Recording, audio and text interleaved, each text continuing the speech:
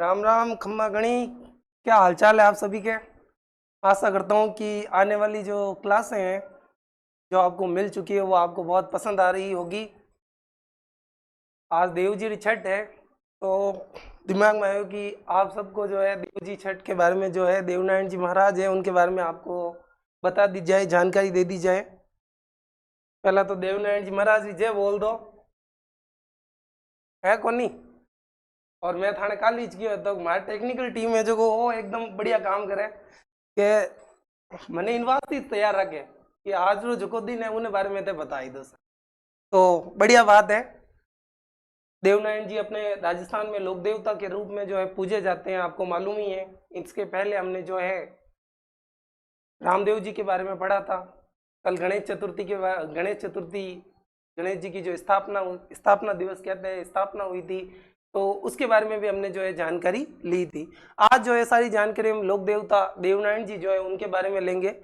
आज का दिन देव जी की छठ के नाम से जो है जाना जाता है। आपको पता ही है देव जी छठ मना रही आज अपा है कौनी। बिल्कुल। देवनारायण जी जो है जिस प्रकार रामदेव जी मेघवालों के आराध्य देव है उसी प्रकार गुर्जरों के जो है ये आराध्य देव है। जानते हैं आप इनका जो जन्म है वो आसिंद भीलवाड़ा में हुआ है।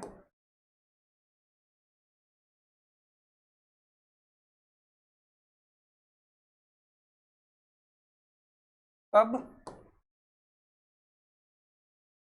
1243 ईस्वी में कब हुआ है सर? 1243 ईस्वी। बिल्कुल। चलिए आगे चलते हैं। अच्छा, तो ये सब तो टेक्निकल टीम ने पहले ही लिख दिया, बहुत बढ़िया बात है। आपके लिए और भी अच्छा होगा। शायद मेरी हैंडराइटिंग आपने पसंद आवे नहीं आवे, लेकिन आ लिखी पसंद आए आपने सब देख जाए। जन्म स्थान की बात की जाए तो आसीन भीलवाड़ा में जो है देवनारायण जी महाराज का जो है जन्म हुआ था। पहले बता दिया था मैंने।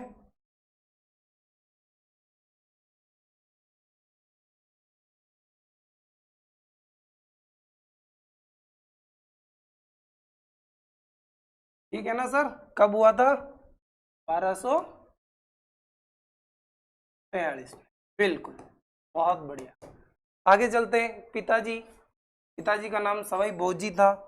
उनकी पत्नी जो थी वो पीपल देव माता जी तेड़ू जी, और मेला जो है भाद्रपद शुक्ल सप्तमी को जो है देव जी का जो मेला भरता है। ठीक है सर। पीपल दे एक बहुत अच्छी स्टोरी है पीपल दे के बारे में।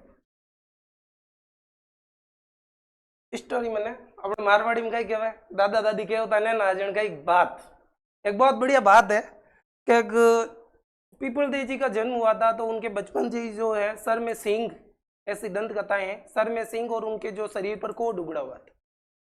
जब एक बार देवनारायण जी जो एक पीपल के नीचे सो रहे होते हैं तो पीपल देव उनके पास आती है, उनकी परिक्रमा करती हैं, तब उनके सर के जो सिर है सींग जो होते हैं वो गायब हो जाते हैं और उनका जो है कोड ठीक हो जाता है। वो अपने पिताजी के पास जाती हैं और पिताजी से जो है वो अपने पिताजी को अपने साथ हुई सारी घटना के बारे में बताती है। उनके पिताजी उनकी जो है शादी देवनारायण जी महाराज से करवाते हैं। तो ये पूरी कहानी जो है देवनारायण जी और पीपल देव जो थी उनकी पत्नी, उनके विवाह से रिलेटेड है। चलिए आगे चलते हैं। देवनारायण जी का जो जन्म है कहाँ हुआ था? बगड़ावत गुजरों के परिवार में हुआ था। ठीक है, मैंने आपको पहले भी बताया था। गुजर जो समाज है, जो उनके गुजर समाज देवनारायण जी के जो है आराध्य माने जाते हैं, मानते हैं। देवनारायण जी को जो है विष्णु जी का अवतार माना जाता है। औषधि इनके जो काम थे आयुर्वेद में जो है इनकी बहुत पूजा होती है। इनके जो प्रसाद जो होता है, आपको मालूम ही होगा प्रसाद क्या होता है। इनके नीम के जो पत्ते होते हैं उनसे इनका जो है प्रसाद बनता है। बिल्कुल। तो देवनारायण जी जो थे वो किनके अवतार थे? विष्णु जी के अवतार थे।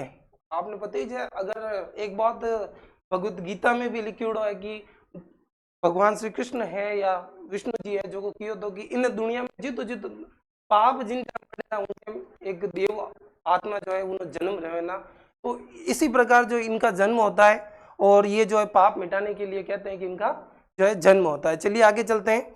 लक्ष्मी कुमारी चुंडावत द्वारा एक पुस्तक लिखी गई है जो कौन सी है, बगड़ावत, जिसमें जो है सवाई भोज जी के बारे में पूरी जानकारी दी गई है। बिल्कुल ठीक है। चलिए आगे चलते हैं। जैसा कि मैंने आपको पहले ही बताया था, औषधि के रूप में इनको जो है बहुत ज्यादा जाना जाता है, माना जाता है। तो इन्हें औषधि का देवता भी कहा जाता है। क्या कहा जाता है, औषधि का देवता। क्यों, क्योंकि इनके द्वारा जो है औषधियां बनाई गई ताकि लोगों की जो है बीमारियां ठीक हो सके, उन सबसे रिलेटेड। ठीक है, आगे चलते हैं।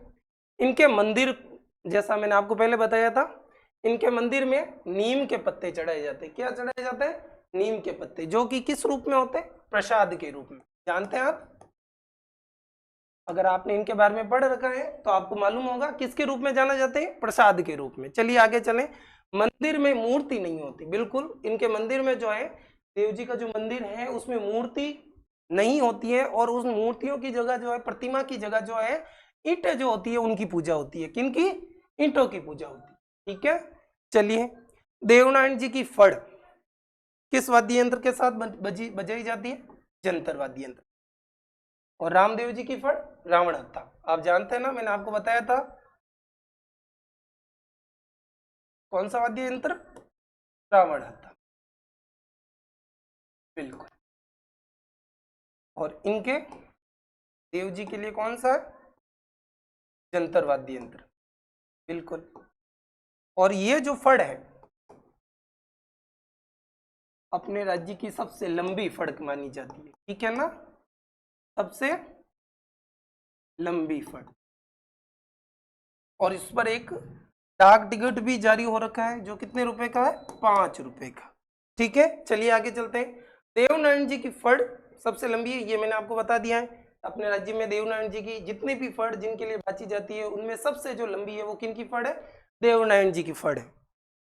चलिए आगे चलते हैं। और फड़ वाचन में क्या होता है आप जानते हैं, फड़ वाचन में जो है उनको, उनसे रिलेटेड सारी चीजें बताई जाती है, उनके पूर्वजों के बारे में, उनका जो संपूर्ण विवरण है उस फड़ में दिया जाता है, उनके बारे में, उनकी कहानियां, उनसे रिलेटेड जो स्टोरी जो होती है उस फड़ में जो है सुनाई जाती है। तो ये कुछ तस्वीर है, थोड़ी धुंधली सी है, आप देख नहीं पाएंगे।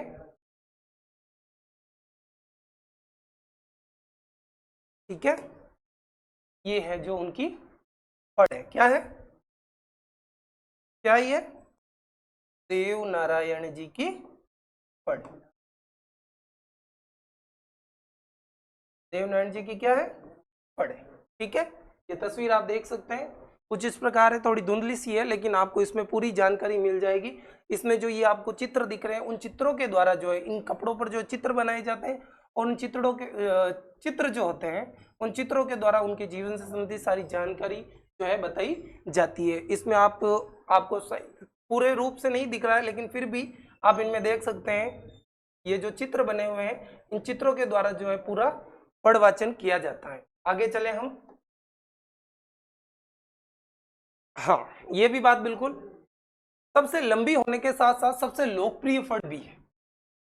कौन सी, बाबू जी की फड़। कौन सी फड़ है, बाबू जी की जो फड़ है वो सबसे लोकप्रिय मानी जाती है। ये भी आपके लिए जानकारी के लिए, ऐसे सवाल अगर आप राजस्थान के बारे में पढ़ रहे हैं तो ये सारी चीजें आप इंपॉर्टेंट के रूप में जो है ध्यान में रखें। हम क्या करते हैं, ज्यादा लेवनार चक्कर में जो कुछ कम रेवेनी ऊनू हाथ धो बैठा, तो हम क्या करते हैं कि बड़ी बड़ी चीजों को तो बहुत कैप्चर करते हैं कि नहीं यही आएगा, लेकिन कभी कभी क्या क्या होता है कि छोटी सी चिट्ठी भी जो है बड़े शहर को मार गिराती है कि नहीं है। तो यही चीजें है कि अगर हम छोटी चीजों पे ध्यान नहीं देंगे तो हमारा जो गाड़ी के टायर है कभी भी फट सकते हैं, वो चीज आप ध्यान में रखें। आगे चलते हैं। देवनारायण जी की फड़ पर डाक टिकट भी जारी है, मैंने आपको बता दिया है। कितने रुपए का, 5 रुपए, क्या ना, बिल्कुल। 2010 ईस्वी में देवनारायण जी पर भी डाक टिकट जो है जारी किया गया था। किस पर, देवनारायण जी पर। कितने रुपए, 2010 में। कब किया गया था, 2010 में। फड़ पे भी डाक टिकट जारी है और देवनारायण जी के स्वयं पर भी डाक टिकट जारी है। चलिए आगे चलते हैं। मंदिर रामदेव जी के भी देखे थे कुछ इंपॉर्टेंस मंदिर जो कि बहुत ज्यादा महत्वपूर्ण है। तो सबसे पहले उनके जन्म स्थान यानी कि आसीन भीलवाड़ा में भी देवनारायण जी का बहुत ही बड़ा मंदिर है, ठीक है ना। आगे चले, दूसरा देवमाली में, जो कहाँ पड़ता है अपने ब्यावर अजमेर में। आपा कटारा अपनो जिलो कटे है ब्यावर ही है, पालियों में बे निकल चुका आपा। आगे चला तो देवधाम मंदिर जो कहाँ है, जोधपुर या टोंक में, बिल्कुल जानकारी के लिए। देवडूंगरी मंदिर जो कहाँ पर है, चित्तौड़ में। तो ये सारे जो मंदिर है देवनारायण जी से रिलेटेड, कितने,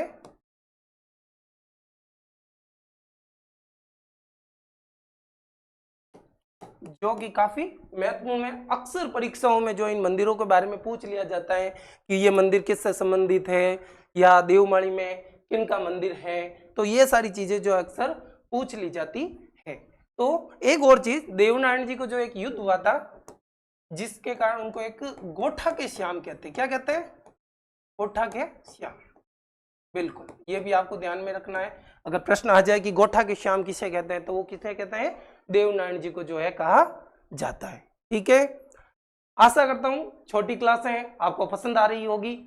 फिर मिलेंगे एक नए वीडियो के साथ, इसी प्रकार छोटी सी जानकारी लेकर। कहते हैं कि अपने जो है हम जो काम करते हैं ना, वैसे यहाँ पे बताने वाले आपको बहुत से टीचर्स मिलेंगे, आपको पता ही है ऑलराउंडर राहुल जी आपको मिलते हैं, जो आपको जब भी समय मिलता है वो आपके लिए सारे सब्जेक्ट से रिलेटेड क्लास लेते हैं। अंग्रेजी की ये बात करूं तो पंकज जी द बेस्ट हैं आपके लिए, आपके द्वारा उनके द्वारा जो जानकारी आपको अंग्रेजी विषय के बारे में दी जाती है वो आपके लिए काफ़ी फायदेमंद होगी। ये क्लासेज जो बिल्कुल निःशुल्क है आपको जो मिल रही है। रही बात गणित की, आपके कमेंट्स आ रहे थे कि गणित की क्लासें नहीं आ रही है, तो वो भी व्यवस्था आपके लिए हो चुकी है।